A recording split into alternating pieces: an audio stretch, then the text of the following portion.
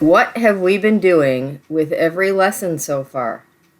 We've been talking about patterns because patterns exist all over in real life. So we're going to look for the warm-up at some patterns. So the question is for the warm-up, and there's a whole bunch of them, so be prepared for that. The first question is, what are the next terms of the following sequences? So let's talk about one term more. So what is the next number? What is the next number? I'm going to reveal the next one or two. Yep, I can do the two on this page. What is the next number? And what is the next number? So I am going to pause it for a second, and you can try to think about that. The patterns we've looked so far at this quadmester is linear versus nonlinear. So linear has a distinct pattern, either going up by the same number over and over again or going down by the same number over and over again. There are other patterns that we need to worry about, not necessarily in this course, but definitely out in the world, outside of math class. So let's take a look at some sequences. There's a few more coming. I think there's 4 more coming, both numbers and, although I said numbers, you might look at these and say, but they're letters, and I disagree. So I'm going to dig out a color that isn't on here. So I'm going to use the color black, and I'm going to figure out how to get from 10 to 19. And the way to get from 10 to 19 is to add 9. Now, if you don't know that, you can do first differences only sideways, meaning you can do 19 minus 10, and that's 9. So then we can do the same thing here.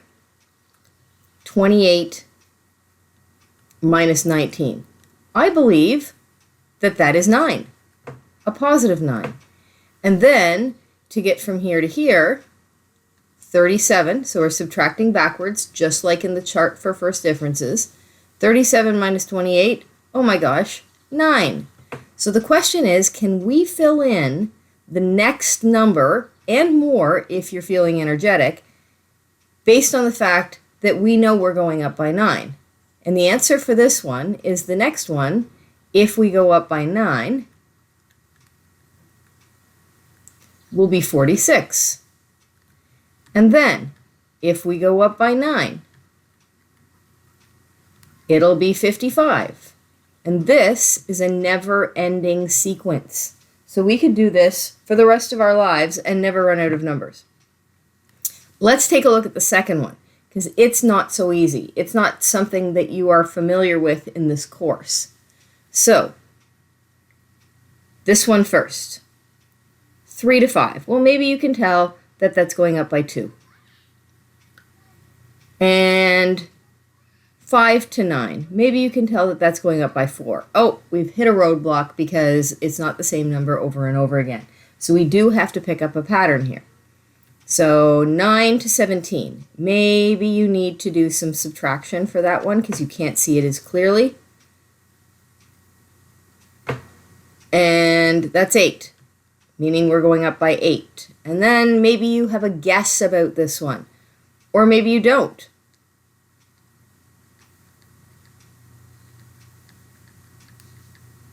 We're going up by 16.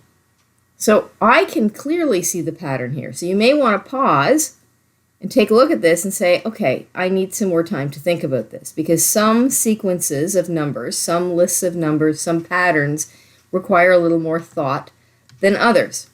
So take a little pause here and see if you can figure out what's going on.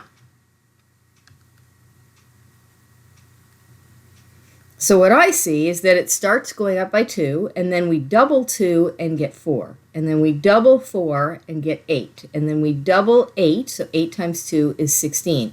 So 16 times 2 means the next one will go up by 32, which means my next number will be 65. And then if I double 32, it means I'd be going up by 64. Whoa. And that means 129, I believe. And this can go on forever and ever and ever. We will never get out of numbers. The next one might be more difficult for you. I'm just going to move this out of the way. You can pause any time to have a little more think time. So there's actually, I believe, 2 patterns that you can pick up here. So again, I'll show you one. To get from 1 to 4, 4 minus 1 means I'd be adding 3. To get from 4 to 9, so 9 minus 4, I'd be adding 5. From 9 to 16, 16 minus 9, I'd be adding 7. From 16 to 25, 25 minus 16, I'd be adding 9. So what I see with this pattern of numbers, and the only reason I'm doing alternating is because I have a space issue. So the next one, if I think about these numbers, 3, then 5, then 7, then 9, they're odd numbers. So 3, 5, 7, 9, I should add 11. And 11 would make 36. And then I should add the next odd number after 11, which is 13. And that will make 49. And we could do this forever because we'd never run out of numbers. Now, I said that there were 2 patterns. And I very clearly, as a math teacher, see that there is another pattern, meaning that this number right here is 1 squared. If you hit that x squared button on your calculator, or 1 times 1, then this one, 2 times 2. Then this one, 3 times 3. Then this one, 4 times 4. Then this one, 5 times 5. And then we made 6 times 6 and 7 times 7. And again, we could go on forever. All right. Now, I have a feeling that a lot of you see these and think, well, they're letters. And I don't see any pattern at all. And why would this even exist? And the truth is, these are not letters. Maybe you can think about what they are.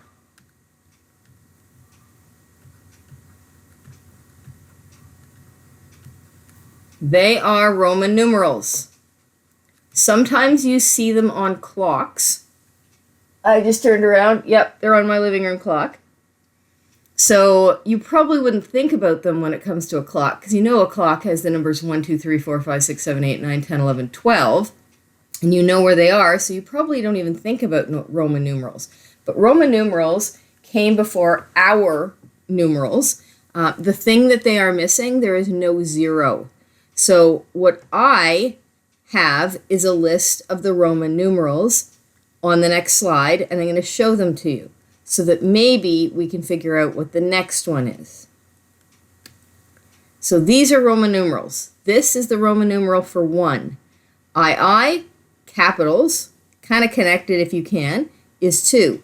There's 3, 4, 5, 6, 7, 8, 9. So 10 is the X, and 9 is a 1 before the X, which is what 9 is, as opposed to 11, which is the 1 after the X, which is what 11 is.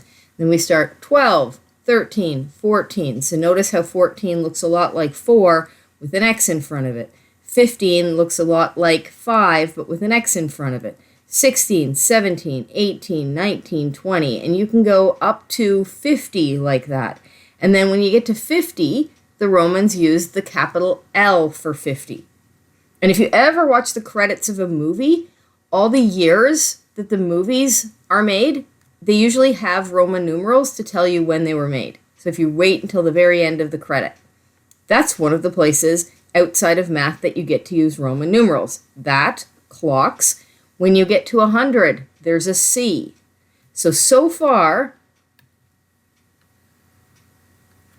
I, V, X, L, C, When you get to 500, there's a D. So the next one is an M. So I am going to put an M in my list. Now, where on earth would you ever use this outside of clocks or outside of the end credits of the movie, which nobody ever watches? Well, the truth is, there's a pretty famous place where you actually get to use Roman numerals. Super Bowl. For some reason, the Super Bowl, the NFL decides that they're going to use Roman numerals. Now, this was the 2021 Super Bowl logo, and people had a huge problem with it. There's the trophy in the center, and the people had a huge problem with it because the 2021 Super Bowl was actually 55. But this, because of the placement of the trophy, was actually 54, or that's how it looks. Because if I unveil next year's Super Bowl logo, so this was supposed to be 55, and now this one's 50L6 VI. Now, in case you're curious and you think I'm making stuff up, here is the list of all the Super Bowl logos in history. So, there it starts with 5, and I'll zoom back in. We've got 5, 6, 7, 8, 9, 10, and then we get into today's day and age, way down here. So this is 40 VII, 47. There is 53, 54. So see how the previous year they had put the I in, and then 55. And then finally, what we're going to get to in 2022, which is 56. So that's a place that you will see the Super Bowl, that's a place you will see Roman numerals is in the Super Bowl logo. Why? Probably because they look cool. All right, let's look at some other patterns. Some of these, maybe you'll go, oh, I know exactly what that is. These are patterns. Numbers do not always need to be patterns. Sometimes it's letters. So I've got a bunch more to look at. This is one you might be familiar with. Think about that. Pause if you need to.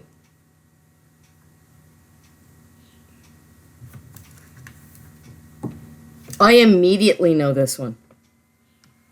I can't do any subtraction. I just have to know it or not know it. So January, February, March, April, May, June, July, August, September, let me show off to you. September, October, November, December, and then restart. This one is a bit of a challenge for me. I'm going to pause it, bring something over so I'm not disclosing the answer. Take a look at that and see if you can figure out what it is. There we go. There are 7 colors in a spectrum, meaning a rainbow. Red, orange, yellow, green, blue, indigo, red, orange, yellow, green, blue, indigo, and then the V is violet. Maybe you didn't know that, or maybe you did. All right, this one's super tricky. This is our second last pattern. Remember that there is some stuff that we have to do with regards to patterns in math, but we can talk about some patterns that you see in real life. I'm air quoting right now. In real life. Do you recognize these? This is tricky. A, S, D, F, G, H, J, K, L, Z, X, C, V, B, N, M. There's another one above it. Q, W, E, R, T, Y, U, I, O, P, This is the order of the letters on a keyboard. So I found this very easy. I just looked down and it's there for me. Sometimes we don't think about the placement of these letters on the keyboard. All right, so whether you know it or not, this is the most famous pattern in the world. Dun, dun, dun. So I'm going to pause it for a second, bring over some information, and I'll be back. So maybe you're thinking, oh, she's back to numbers. Don't you worry. There's a whole lot of patterning that's happening today with numbers in case you're missing the math. But this is called the Fibonacci sequence. It is a series of numbers, and they're very, very carefully made. So the way they're made, and maybe you've seen them before. I know you've seen them before, sort of like the letters on the keyboard, meaning sometimes you just don't think about how you've seen them before. I'll show you. But if you take 0 plus 1, you will get 1. If you take 1 plus 1, you will get 2. If you want the next one, you take the 2 before it, add them together, and get that. So if I want 5, that's 2 plus 3 is 5. And then to get the next one, 3 plus 5 is 8. And then 5 plus 8 is 13. Then 8 plus 13, I swear it's 21. 13 plus 21 is 34. So now we get to generate a few more. So back to my, I haven't used green. 21 plus 34 will give us the next one. So now that the numbers aren't visible, it might be easy. So if you take 21 plus 34, you will get 55. And then to get the next one, 34 plus 55 is 89. And then to get the next one, you take 55 and 89 and get whatever that is. So you can create this sequence of numbers forever and ever and ever. And why have you seen these before? Well, number one, it's a famous book called The Da Vinci Code. It was one of the patterns that was used to solve that crime. Famous book, bit older. You might like reading it. But it's also, so Fibonacci, who was, I believe, Italian, discovered this and discovered that it happens in a whole lot of places in real life. So I'm sure that if you wanted to, you could fast track through the trivia that happens here. But remember these set of numbers. I can always come back here. The Fibonacci spiral is found in a lot of places in real life. So if you take a look, it goes 1, 2, 3, 5, 8, 13. That's exactly what happened here. 1, 2, 3, 5, 8, 13, and then it goes on and on and on. And when you build a square of size 1, then a square of size 2, then a square of size 3, and a square of size 5, and this is a 5 because it's the 2 plus the 3, and this is 8 because it's the 3 that's here plus the 5. When you build this, you actually, starting on the inside, can make yourself a spiral, and that spiral is exactly the spiral used in nature for snails, for seashells, for anything else that is spiral. So here's a bigger version of this. It's actually called the golden ratio or the golden rectangle, and it's used in so many places. So I'm just going to preview a few of them here. So pine cones use the Fibonacci spiral. So you can test that out if you want. You can Google more than you need. If I scroll down on this page, Fibonacci numbers can be found in pineapples, bananas. Bananas have 3 or 5 flat sides. They are Fibonacci numbers. Pineapple scales, that's those little bits of pineapples, they happen in sets of 8 or 13 or 21. Fibonacci numbers, nothing other than that. If you're talking about flowers, lilies and irises have 3 petals. Buttercups and wild roses have 5 petals. Corn marigolds have 13 petals. Black-eyed Susans have 21 petals. So these are all numbers from the Fibonacci sequence. So nature uses the Fibonacci sequence. It doesn't vary. So it doesn't change. It always does. And then, if you take a photography class, you will find that the best looking pictures are those that are centered around the golden rectangle designed using the Fibonacci sequence. And the Mona Lisa, which is this painting here, apparently it is considered so beautiful because it uses part of the golden ratio. So the face takes care of a certain amount of space, and then the non-face section of the picture takes up another certain amount of space. So those are places you may run into the Fibonacci sequence because it is found in beauty, which is nature and art.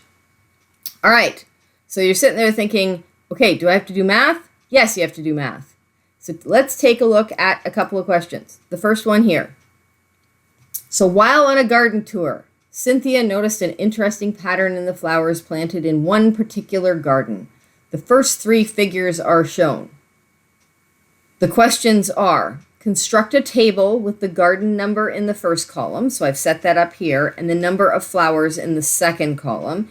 And then because I've only got 1, 2, 3 garden pictures, predict the number of squares in the 5th figure. So can you continue this until the 5th figure? This is you using patterns. Probably not the Fibonacci sequence or the Fibonacci pattern. So I'm going to pause this, and you can too, and then we'll come back and fill it in. Okay, so while in pause mode, I counted the number of flowers for each of the 3 figures that are here. So this one has 1 flower, fairly easy to count. 1, 2, 3, 4, 5 flowers. The third figure, 1, 2, 3, 4, 5, 6, 7, 8, 9, 10, 11, 12, 13 flowers. So what I want to do is I want to draw the 4th one and then see if we can pick up a pattern. So for me to draw a 4th one, I'm just going to take out my green pen. And I'm going to add a corner on the outside here, and it looks like each one is making these little triangles. So I'm going to put one here, so I have a little triangle. And I'm going to put one here, because I have a little triangle. Then I'm going to put one here. And then I'll put one here to make that triangle. And one here to make this triangle. And one here. And one there to make this triangle or finish off this one. Then one here. One here, so I'm filling the spaces around the outside. And now I'm going to count how many I added on. So this is 13, so now I have 14, 15, 16, 17, 18, 19, 20, 21, 22, 23, 24, 25. So I'm going to put a 25 right here and then see if we can figure out what's going on. Now, this is in chart form, which might be a little bit easier than the form that was back in the warm-up when your numbers or information went sideways. So there's the Super Bowl again. I am going to help myself and do something familiar, meaning, okay, so this is going up by 1 each time. Hey, that looks like the happy face thing that we've been doing.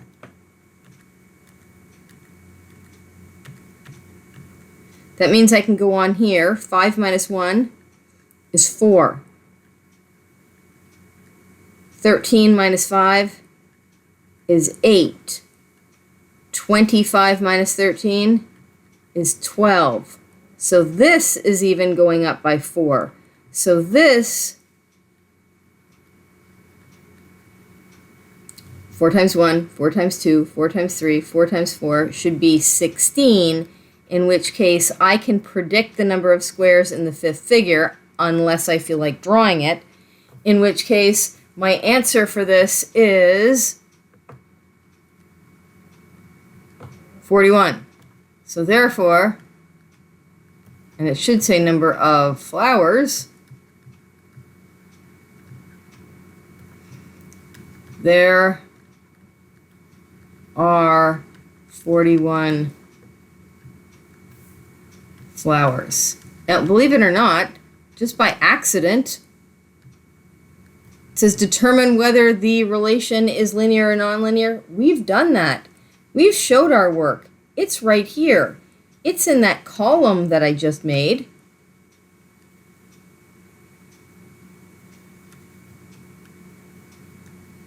Called first differences. And because all these numbers are different, they have a pattern, but they're different. That means that I've shown my work, and now I get to say, therefore, this is nonlinear. Justify your reasoning, because the first differences are not the same.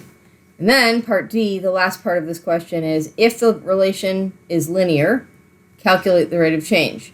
But because all these numbers went in a non-linear pattern, it means we don't have to do this.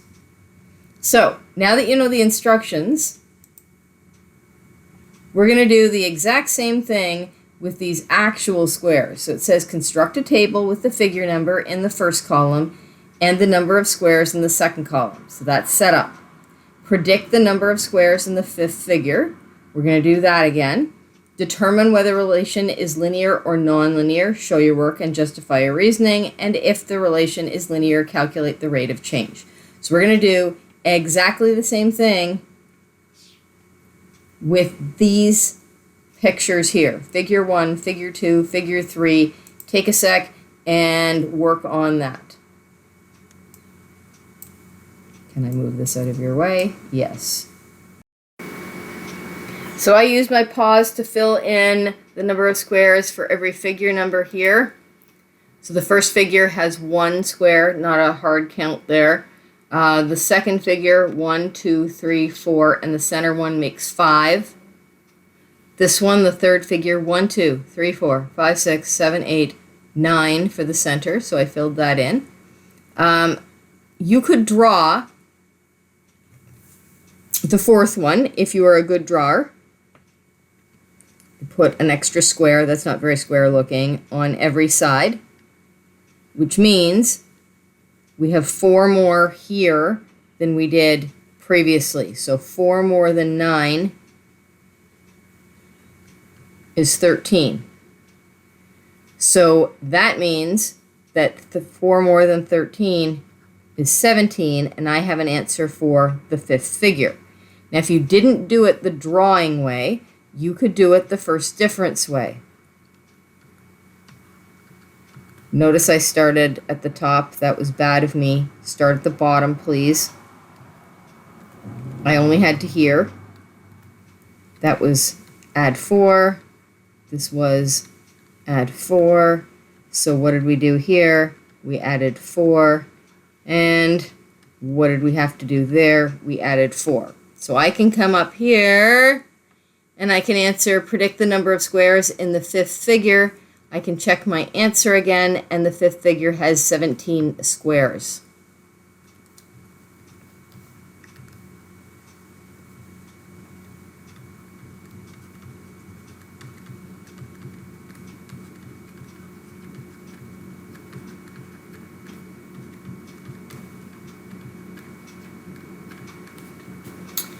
Determine whether relation is linear or nonlinear. Hey, I've done that too. I just need a therefore statement. Show your work. I've shown my work. It's all right here. The only thing that could make it better would be to title this properly and call it first differences. Justify your reasoning. That comes in the therefore statement. So therefore, this one is linear. And it's linear because the first differences are the same all the way along. There are 4. Now, that means we do have to do this one because it is linear. So a reminder of how to do rate of change. Rate of change is when you take the right-hand list of numbers that you made and divide it by the left-hand list of numbers. So that is first differences over the other guy. So for us, it means 4 over 1. This 4 on the right, first differences, over this 1 on the left. You do not have to go to the trouble of putting this on a graph and doing your rate of change triangle, because this is a chart instead. And I can do better than that. 4 divided by 1 is 4, and I'm done that. So that is your note, patterns and how we use them in math. So sometimes it's a boring question about squares. Sometimes you are in a gardening competition, which, believe it or not, is actually something that people are right into. So your next job is to take a look at the patterning sheet that is on the Google Classroom. And I'm going to add on, see if you can find places in real life where the Fibonacci sequence actually belongs. It belongs everywhere.